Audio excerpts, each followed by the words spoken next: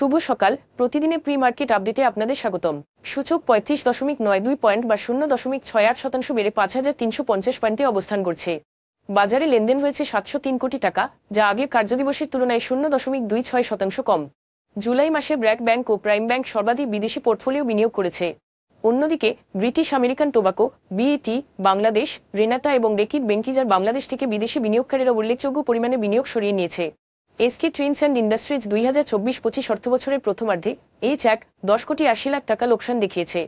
কোম্পানির আয় রাজস্ব আগের বছরের তুলনায় 58% কমে যাওয়ায় এই লোকসান রয়েছে। Haqqani pulp and paper mills এবং জেমিনি সি-ফুডের শেয়ার দর ও লেনদেন হঠাৎ অস্বাভাবিকভাবে বেড়ে যাওয়ায় Dhaka stock exchange DSE company দুটির কাছে ব্যাখ্যা চেয়েছে। যুক্তরাষ্ট্রের অর্থ দপ্তরের নিষেধাজ্ঞা বিষয়ক সংস্থা ওফেক থেকে সাময়িক ছাড় পাওয়ার পর সরকার রাশিয়ার রূপপুর পারমাণবিক বিদ্যুৎ কেন্দ্র প্রকল্পে বকেয়া পরিশোধে উদ্যোগ নিয়েছে। এখন এ পর্যন্তই। বিকেলে আবারও আসছি ডেইলি মার্কেট আপডেট নিয়ে। সে পর্যন্ত আমাদের সঙ্গেই থাকুন। ধন্যবাদ।